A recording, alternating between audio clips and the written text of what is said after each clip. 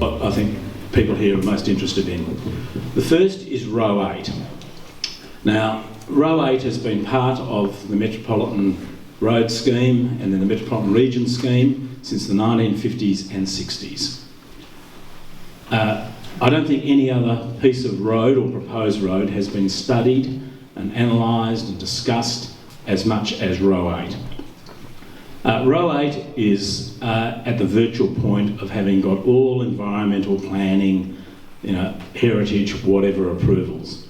There's the final stage of the Commonwealth tick-off, which really only relates to biodiversity, and that will happen, I expect, very, very shortly. So Row 8 is ready to go. I expect the contracts for the construction of Row 8 to be signed before Christmas, well before Christmas, and I expect construction to begin early in 2016. Now, I know there are issues, and I know there's the issues of the Bealey and wetlands and the like, but Row 8 will be designed in a way that absolutely has minimal impact on those wetlands. Now, there's a debate to point about that, but I just want to make it clear, and don't misinterpret it, Row 8 is going ahead. The decisions have been made, the funding's in place, the approvals will be absolutely finalised in the next few weeks, and Row 8 will go into construction. But it will be done to have absolutely minimal impact on the wetlands, which I think is the major issue. So that then brings us to, if Row 8, and it will be, Row 8 will be built, going as it does basically from the Kwinana Freeway on its alignment, which has been in place for decades, and to Stock Road. Row 8, the most expensive part of Row 8 is actually the intersection and around the Kwinana Freeway and around the Fiona Stanley Hospital and Murdoch Hospital. And Murdoch University. That area will become incredibly congested. It is one that is far less developed, and indeed no decision has been made. I don't think we're that close to even making a decision on which route it will follow.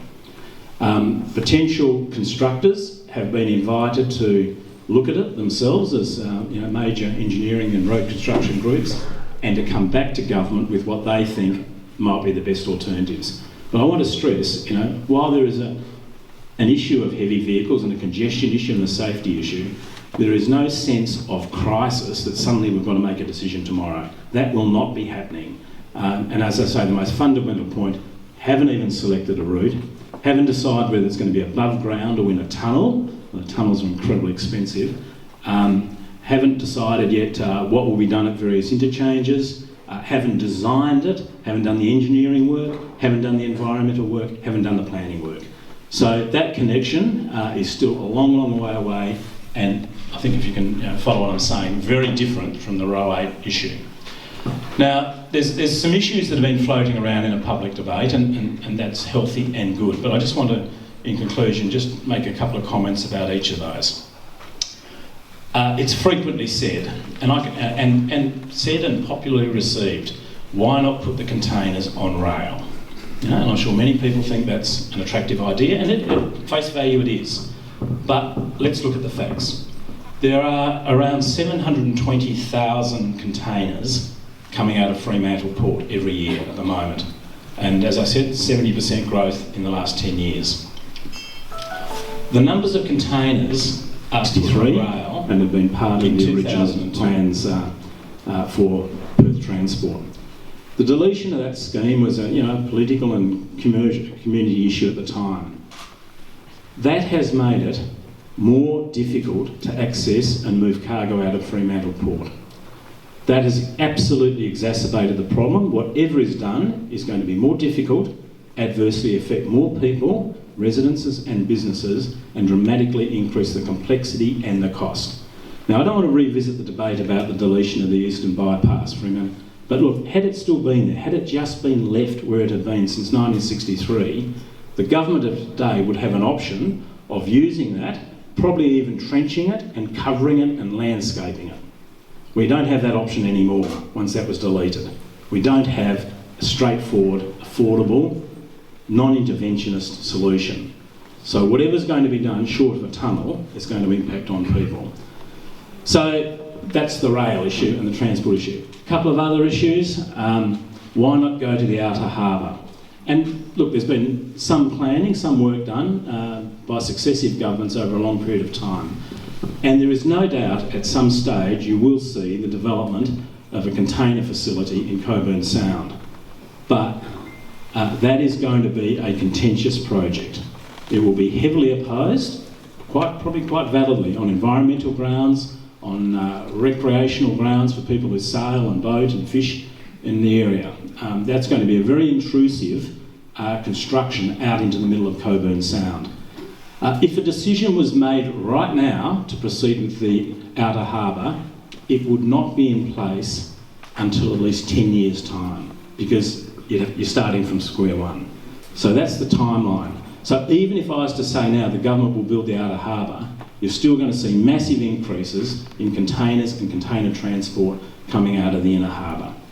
And the other aspect about that, and it seems to have been lost in the media and general conversation, there seems to be an assumption if the outer harbour is built that Fremantle closes down. That is not going to happen. The outer harbour will be an overflow harbour for the inner harbour. And maybe ultimately in 50 years' time, all the containers might go through the Cockburn outer harbour. So it's at least 10 years away at a minimum. Fremantle Harbour will continue to handle container trade and other trade. It will continue to grow, and some stage 10, 15 years away, some of the overflow, as Fremantle reaches its capacity, will go into an outer harbour, and obviously in time then after, the outer harbour may increase. So that is not a foreseeable or feasible solution or alternative to the problems we collectively face right now. And a final argument is that, well, if you build a Freight Link connection and onto the Roe Highway and Northlink Link, then you're going to see, because it will be a toll road, but only for heavy vehicles beyond a certain weight, then those vehicles won't use it. They will go north along Stirling Highway or Port Beach Road or whatever else. Well, there's already about 12 to 14% of Fremantle container trade does head north, because it's going to perhaps Joondalup or Wangara or wherever else. And so they simply put the container on a truck and drive it there, as you would. But the vast majority will go to the south, and they will be required to do so. There's two reasons they'll use it. First, even with a toll, they will save money and time and wear on their vehicles.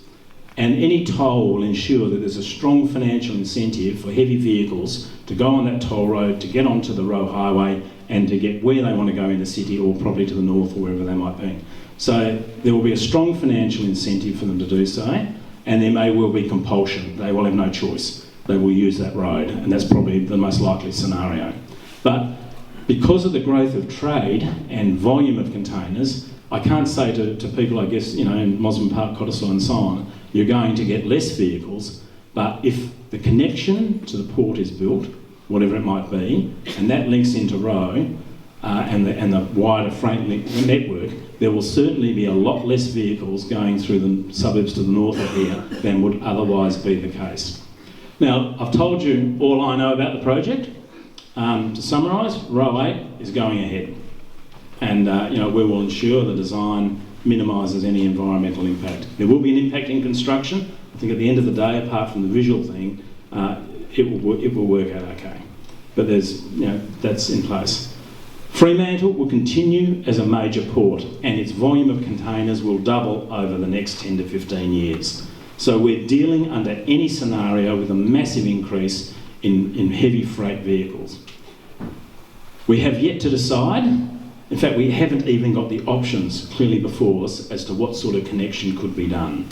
The one that would have minimum impact on the community would be a tunnel, but what do you do with a tunnel when it gets to East Fremantle? You can't tunnel under the river. If we tunnelled under the river, the rate of decline and incline would mean the tunnel would come out halfway to Cottesloe. Just not feasible, and very, very expensive. So there are real issues about getting across the river, and there's real issues about getting from that intersection on Stirling Highway into the harbour.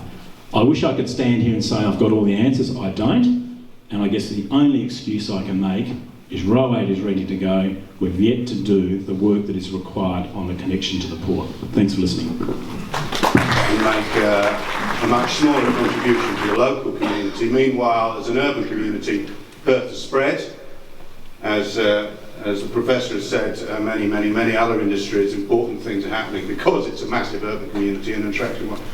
So this massive increase of trucks, which I have to say, I think rather cynically, the government has attempted to sort of make an issue of kiddie safety and kids in, well, of course none of us take that anything less than seriously. I live right next to the Stirling Highway.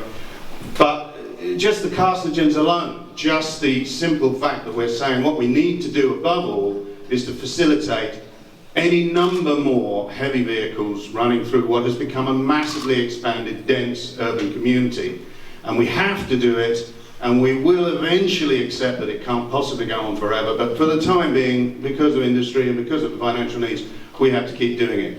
So I had two questions. I beg your leave to ask both. One is, if it is about safety, what about the fact that we're bringing massive amounts of transport, diesel transport, carcinogenic transport, into our urban community? And secondly, if it is about industry, bearing in mind what the Professor has said, is this not really about selling off the harbour port? Is this not about short-term agreements? Which is why it's been parachuted onto us. And I believe that's what the federal government is interested in. I don't think it's what you're interested in, Premier, because you're a local MP and I think you care for your community. But nonetheless, this does look like a privatisation scheme, and having lived through Thatcher in Britain, I know one when I see one. Well, thanks, Ben. You do live close by. Look, I could take offence at that, but I know you well enough not to. This is not about or in any way related to the leasing out of the operations of the port, which is privatisation. I'm not denying that. It is not related to that at all. And safety is an issue. I mean, the numbers of accidents, particularly on Leach Highway, is unacceptable, but equally the efficient transport of cargo is practical operation, and we've got to deal with that as a government. Maybe it should have been dealt with 20 years ago, but it wasn't. So it's a problem that we all face now. And look, it'd be nice and it'd be nice to say, well, we don't have this trade, or we don't, we can jump to Peter's new economy and the like. The bottom line is Western Australia accounts for nearly 50% of Australia's international trade, and the volumes are going to grow. And that's what I don't have the answer. I don't have the answer now, but that's the reality that we live in, and it's going to be the reality for at least the next 10 years. So I'm not wanting to see massive road infrastructure. I'm not wanting to spend hundreds, if not millions of dollars on connections to a port if it can be avoided. But at the moment, I do not have an elegant solution for connecting Fremantle Port as it is to what would be the end of row 8. And I don't have it. I wish I did. The only solution that was there was the Eastern Bypass. That's gone, so forget about that. That's been sold. So there is no elegant solution that I have before me. I hope maybe some of the consortium might come up with it, but I don't want to be spending huge amounts of your money on something where ultimately the outer harbour will take over. I've got no doubt about that at all. But that's a long way away, and container trade. Allocated money, so you take away that T intersection at Stirling Highway that's been discussed. It's true that the infrastructure to Fremantle Port needs to be improved, but one of the big concerns about this plan is that it's going to massively increase the number of containers in and out of Fremantle Port. So before Perth Freight Link, all the Port Authority and government documents talked about Fremantle Port being at 1.2 million containers a year, a maximum. Now, we hear openly 17 million containers instead of 1.7 million containers, a year. So that would be 1 million more containers a year going in and out of Fremantle Port than we've got today. And privately, we hear that going up to 2 million containers. So one of the concerns about Perth Freight Link is that by increasing the amount of freight going in and out of the port, it's going to massively increase the amount of traffic, not only from using the Perth Freight Link, but the overspill onto local roads. And that's the other concern, that people are saying you're going to massively increase the size of Fremantle Port as a result of Perth Freight Link. And I think that really needs more discussion. Questions, yeah, well, I would like to hear the Premier's comments on that. You said, Premier, that row 8's going to go ahead, but we don't know how we're going to do stage 2 or get to the port. That is going to leave people in the Palmyra community in a constant state of uncertainty. That's going to leave the people along Hamilton Hill and Whitegum Valley who are impacted by the tunnel in a constant state of uncertainty. And what we haven't had really much discussion about, when we do get to the port, how the people of North Fremantle will be impacted. But I guess people are saying that they do want some vision. They want someone, a government that will think 10 years and beyond, and they're concerned. They're concerned that the Perth Freight Link won't do that. Simone, you can ask me a question any day of the week in Parliament, but I'll answer it here. Why is the number of containers going up? Because trade's going up, because we're all buying Japanese washing machines or whatever it is we're doing. That's the only reason that the trade and the volume of containers is going up, because of the growth of our economy, the growth of international trade through Fremantle. The constraint in terms of containers, if you like, is not the port itself. I agree with Peter, the point Peter made. Container ships are getting larger, and therefore they won't have the water depth for the big ones or the ease of handling in Fremantle. So navigation will play its role.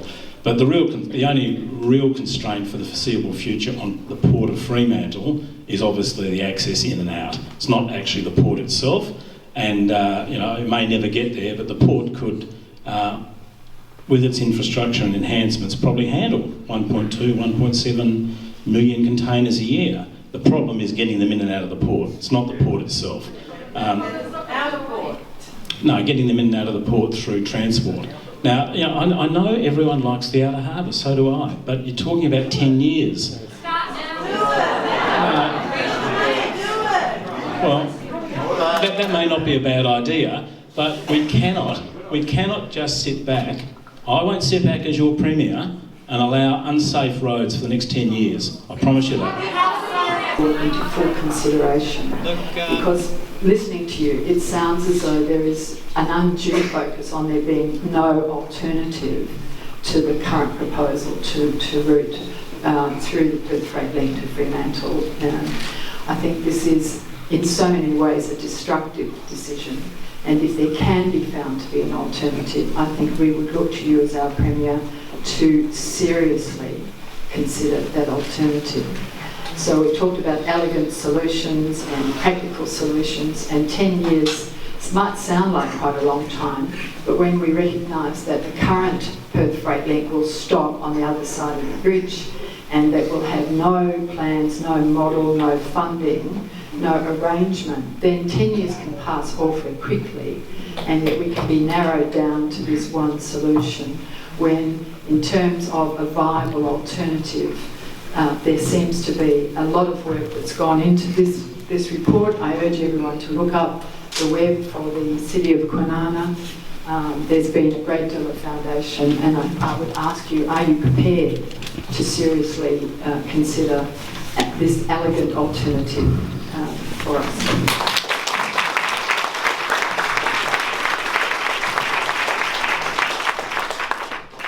Sue, Kwinana's done its report, and while not enough planning has been done over past years, there has been at the same time an awful lot done.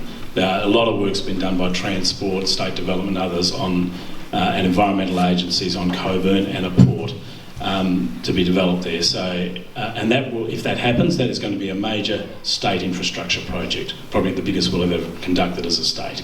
So I'm not being disrespectful to Coburn or Kwinana Council, but there is a lot of work that's been done. I mean, I understand the spirit of the meeting here tonight is people want to see progress go forward on the outer harbour. I'll have a careful think about that. As I said, I've never ruled that out, and in fact advocated it in various stages over my time as a Member of Parliament. But it is a daunting project. Not only in the engineering and the cost, it is a daunting environmental project for a start. And I'm not hiding behind that. If I was to walk out tomorrow and say we're going to start work on the outer harbour, there would be enormous issues to deal with. And I just want to make you please understand. Just don't understand, first of all, why you're in such a rush to go ahead with Row 8 when it's such a controversial project and you're sacrificing the Bealey wetlands for something that you've just admitted, if you can't afford the tunnel or the bridge going over the river, that it may not go ahead. Why can't you slow down? Why can't you, why is it such a rush? Are you going to lose the federal money if you don't do it? I don't understand why you're so stubborn about going ahead with it when you don't even know how you're going to get across the river. And the second question is, where is the money coming from to do those next stages when, as an ordinary person, what I'm afraid of is that all that money that you're going to get to finish this project is going to be taken away from the outer harbour, and we'll never have the money to do the outer harbour.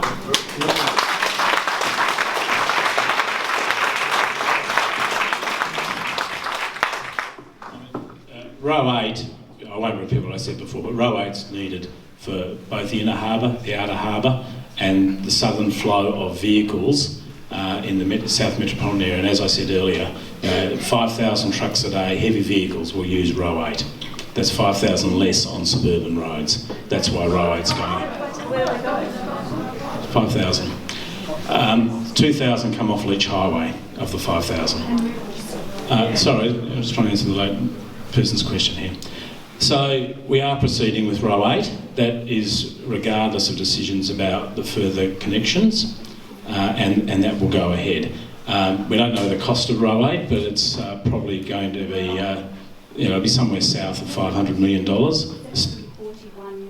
Sorry, somewhere south of 500, I think it's more likely. From that, the state can finance that itself. We can do that.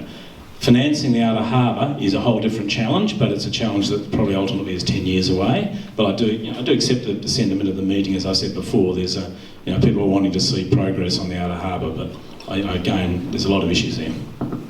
Sorry, you didn't quite answer my question. Sorry, okay. It's not Row 8 money I'm talking about, it's the money for the rest of the project, Row 9, the bridge, and affecting North Freo. You just said if you don't have that money, you won't go ahead.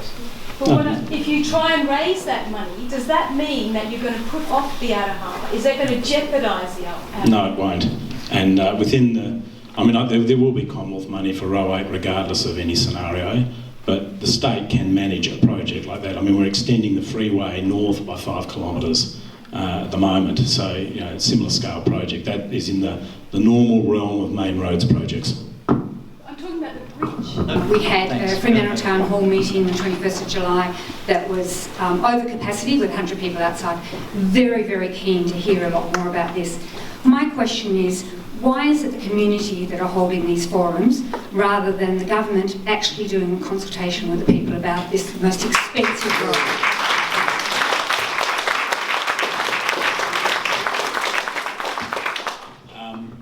I don't think that's entirely fair. If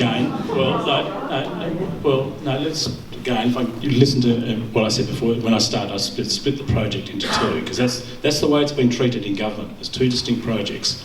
Row 8 has heaps of consultation.